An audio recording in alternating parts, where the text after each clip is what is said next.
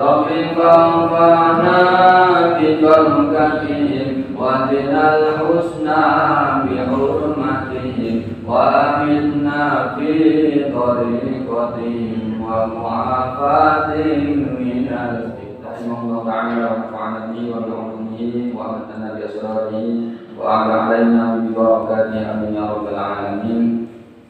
Alhamdulillah pada kesempatan kali ini kita masih diberikan kesehatan untuk belajar bersama, untuk belajar bareng.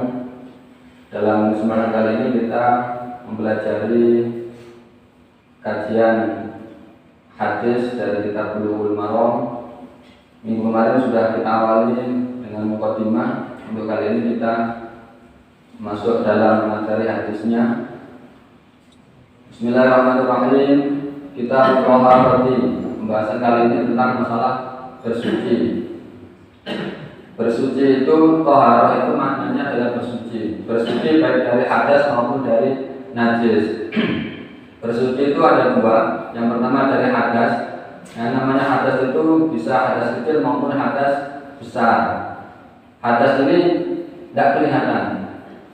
Kalau najis itu barangnya kelihatan. Ada kotoran cicak, ada kotoran, ada darah. Nah itu kelihatan, itu namanya najis. Hadas itu tidak kelihatan. Cara menghilangkan hadas, kalau hadas kecil dengan wudu, kalau hadas besar dengan mandi besar. Babul miyahi utawi iki bab nerangake masalah banyu. Nah, yang pertama kita bahas kali ini adalah tentang masalah air, karena air ini adalah salah satu yang digunakan untuk bersuci. Air, ketika kita membahas air yang bisa kita gunakan untuk bersuci itu ada 7.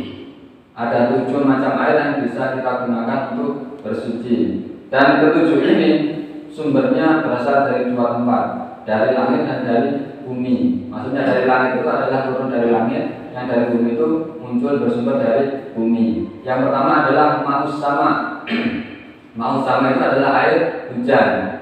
Air hujan misalnya kita tampung dalam suatu wadah, kemudian kita pakai untuk wudu, kita pakai untuk mandi, itu juga bisa untuk bersuci dan menyucikan, bisa dipakai untuk berwudu. Misalnya kita lagi ngadu hujan, kemudian dari talang itu gerojok air, kemudian kita wudu pakai air hujan yang gerojok dari talang itu bisa. Hukumnya sah, bersuci dengan menggunakan air hujan. Yang kedua, ma'ul bahri, air laut. Meskipun air laut itu asin, tetapi bisa kita gunakan untuk wudu. Meskipun asin, amis, nah itu bisa kita gunakan untuk wudu ataupun bersuci yang lainnya. Yang ketiga adalah ma'ul nahri atau air sungai. Air sungai yang mengalir itu karena airnya kan sangat banyak mengalir. Meskipun airnya itu keruh, misalnya setelah hujan kan biasanya airnya keruh, coklat-coklat. Nah, karena coklatnya itu tidak bisa dihindari, karena coklatnya itu kan berasal dari lumpur, bukan dari kotoran limbah. Nah, jadi air sungai itu yang mengalir itu bisa digunakan untuk wudu, bisa digunakan untuk bersuci. Yang keempat adalah ma'ul fitri atau air sumur. Air sumur yang biasanya di rumah-rumah itu, nah itu bisa digunakan untuk berwudu. Yang kelima adalah ma'ul aini atau mata air. Bedanya dengan air sumur, kalau air sumur kan butuh dikeduk dulu baru muncul airnya. Kalau ma'ul aini ini atau mata air itu biasanya langsung nyumber keluar sendiri dari tanah. Itu yang namanya ma'ul aini.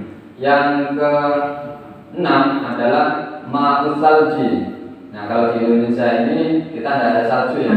Kalau di luar negeri yang ada musim saljunya. Nah, ketika turun salju itu ketika salju itu mencair, kemudian dikumpulkan dalam wadah yang besar, nah bisa digunakan untuk bersuci air salju itu. Yang ke-7 adalah ma'ul bardi atau air embun. Air embun ini biasanya nempel-nempel di daun-daun atau di mana gitu ya.